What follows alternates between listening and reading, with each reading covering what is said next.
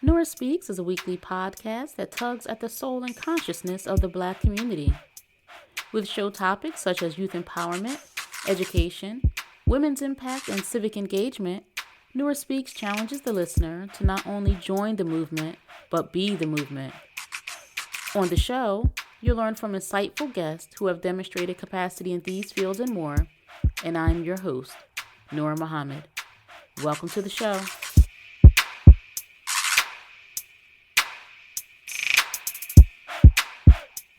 Welcome to episode 254 of the Nora Speaks podcast, and I am your host, Nora Muhammad, and I am glad to be back with you for another episode of the podcast in which I hope the message that I share will be somewhat enlightening and inspiring for you and your journey in which we are all faced with decisions, we are faced with challenges. And I think that, we have to have strength, but we don't always know where to get the strength from. And so I know that the climate of the society and culture in which we live is one that is gravely opposed to truth and justice. But we have to take that stand regardless. And so this episode is really inspired by the message from Dr. King in the previous episode, the Rewind episode, The Risk for Truth and Justice, that featured Dr. King's sermon at Ebenezer Baptist Church, November 5th, 1967. And it was titled, But If Not. And that sermon, it's probably my second favorite sermon or speech delivered by Dr. King. And this, I think, is one of the strongest messages that I've heard from him. And if you haven't listened to that episode, I encourage you to go back. It's not a long episode, but it does feature two excerpts from that delivery, but if not. And I would encourage you to even go and listen to the entire message yourself online. There's links to it on YouTube. It's 1967, November 5th, but if not.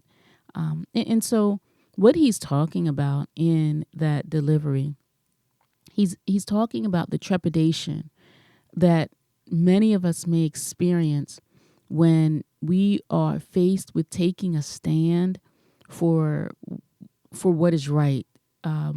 Taking a stand that is unpopular, taking a stand for truth.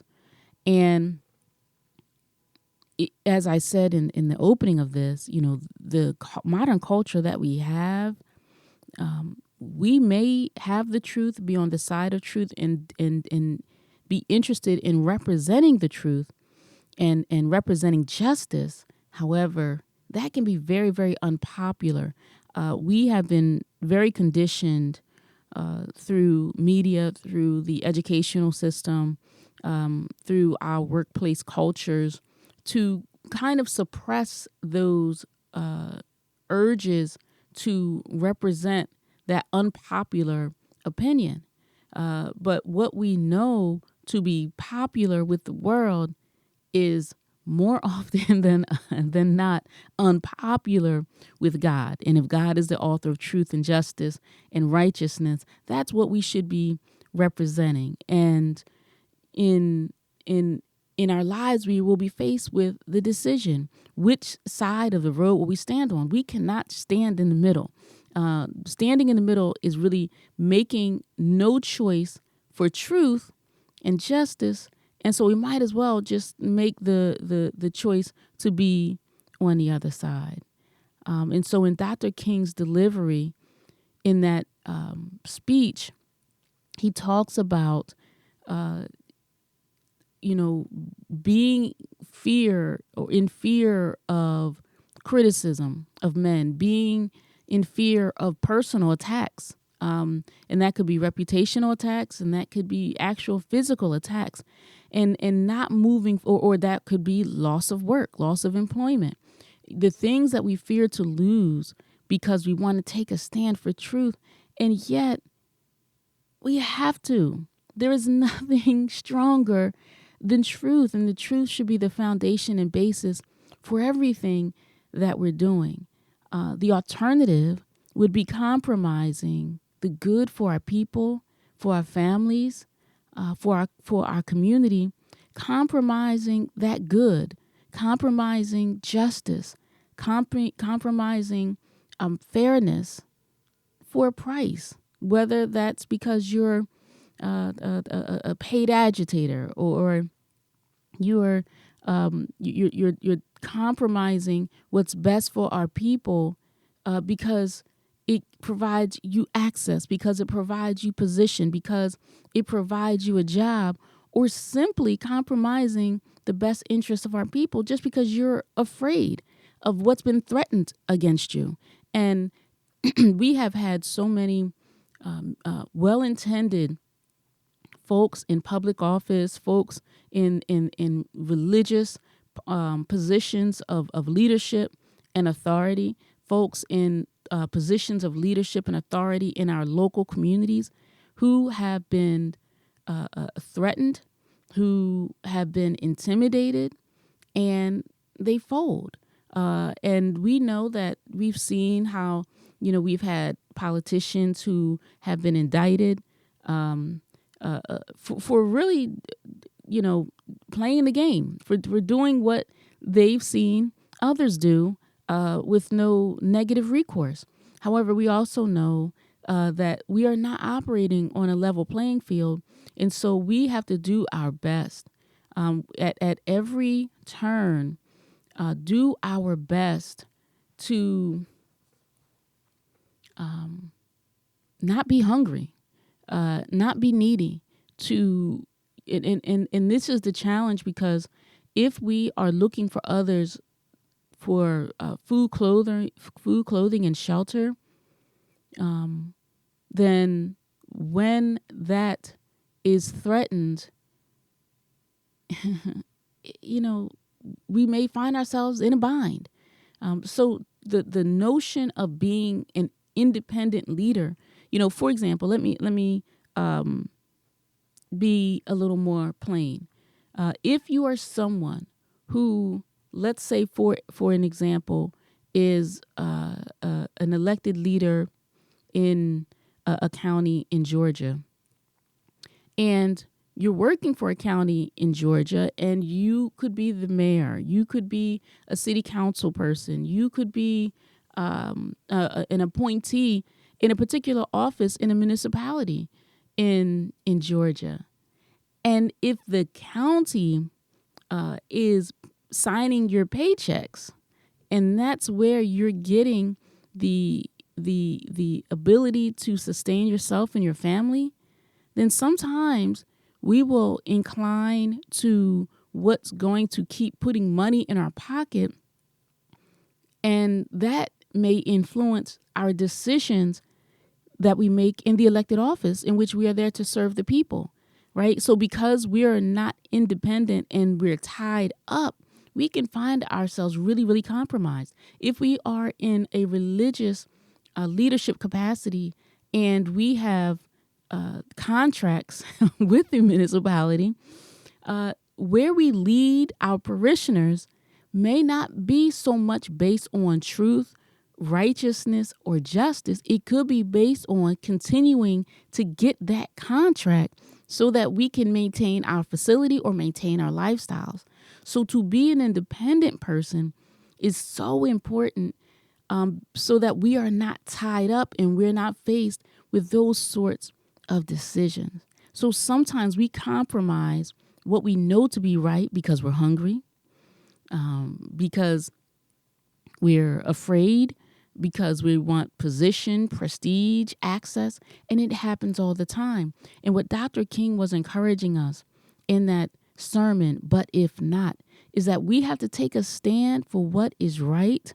We have to believe and do what is right. And if we do that, then we will not be alone. In that sermon, he was talking about one of my favorite stories from the scriptures, and that is when the companions of Daniel were thrown into the fiery furnace. And in that, if you have not, everyone who reads or listens to the podcast may not be rooted in the scriptures of the Bible. So I will paraphrase. In this particular excerpt from the book of Daniel, his companions and he were under the captivity of a king. And this king was self-indulgent and narcissist and selfish and interested in serving self and not interested in serving God or leading the people to God. And so in that in that excerpt or section of the Bible in the book of Daniel, the king basically instructed everyone to fall down, bow down, and worship the golden image. And Shadrach, Meshach, and Abednego, these four brothers said, nah, we're not going to do that. We are going to serve and worship the one true God singularly. And the king had threatened that if anyone does not bow down and worship this golden image, then they will be put into the furnace. And so when he learned that these three brothers were uncompromising, he said, bring them to me, and told them, if you don't do this, then there's going to be a consequence. He instructed his guards to increase the heat of the fiery furnace 7 times its usual heat. And these men were bound up and they were thrown into the fiery furnace. And so the king was astonished that when he looked into the furnace, not only were these men unbound, not in their binds, but there was a fourth. And the fourth, he exclaimed, appeared to be the form of the Son of God. And so not only were these men not harmed by the fire, but they had a companion in the fire. And that's what I'm saying about us and the decisions that we make, is that, yes, we standing for truth and righteousness, just because you're doing good doesn't mean that we're going to get a pass from retribution, that there's not going to be consequences, that people are not going to be happy with you. You will be derided. You will be castigated. You can have attacks, personal attacks, reputational attacks. Your family could be threatened. Your livelihood could be threatened. But when we stand for truth, we have a companion there in the fire with us. And so I think it's interesting to also note that those guards that threw those 3 men into the fire were consumed themselves. And that really makes me think about those people who do attack us, who do come after us, who do, besmirch us when we're standing on truth. And if we give it time and not try to seek our own personal retribution, we will see that those who attacked us for doing right themselves become victims of the flame of the fire that they heated for us. So let's think about the stand that Dr. King took himself. And I'm specifically talking about in those later years where Dr. King wasn't so much talking about, can we all just get along? Dr. King began talking about and telling America that it is accountable to not just those men and women who are being tormented in the unjust wars that the U.S. Was moving its people into, but also accountable for the mistreatment and the abdication of its responsibility to give everyone who was born in the U.S. justice, giving the world justice. So those are later deliveries of Dr. King are really, really powerful. And I really appreciated this particular one in which he was encouraging us, urging us about standing up for truth. That if we do not stand up for truth, that is the moment that we die a spiritual death. And though we might live to a great old age and we die in that old age, he said that's just a later announcement of an earlier death. So I am seeking the best companionship, the companionship of truth and the author of truth. And that's the companionship and that's the favor that we should all seek. We should speak the truth, think the truth, do what's right, regardless of the consequences. And I'll add here that if we cannot openly fight for truth, don't openly fight for wrong. Don't work against those who are speaking on behalf of truth because you're fearful, because you want nearness or access or prestige or position, or because you're hungry. At least don't hurt our people if you're not going to help our people. So if you didn't listen to that rewind episode, you can go back and listen to it and listen to that powerful, powerful message from our good brother, Dr. Martin Luther King. I'm so grateful that I came across that. I'm always interested in listening to what great leaders have had to say in their time based on the circumstances of that time and based on the personal mission that they had to serve the people. So don't be fearful of the bullets and the bats and the attacks, whether they're verbal, whether they're physical. Stand for truth. Stand for truth and stand with others that are standing for truth. It is always the right thing to do and say the right thing. Thank you for listening to this episode of the Nora Speaks podcast. Until next time, stay in peace. We were brought here as a piece of property. And to keep that piece of property, it is to not allow the property to know the value of the property. What I mean by that, if you had known the history of yourself, you would not have been made a slave. And you won't be a slave now if you have a knowledge of yourself. It's hard to enslave a person that have equal knowledge with you. You just can't do it.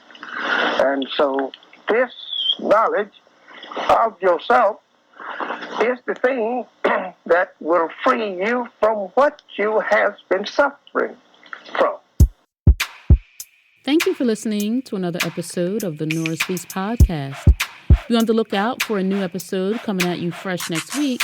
And as always, if you want to learn more about me and the work that I do, visit my website, norahmuhammad.com. Or if you have a listener question, email me at info@norahspeaks.com. You can also follow the Nora Speaks podcast on Facebook, Instagram, and Twitter at Nora Speaks Podcast.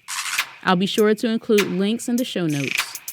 If this show has value to you, please subscribe, rate, and review, and share it with family and friends. And be sure to check out previous episodes.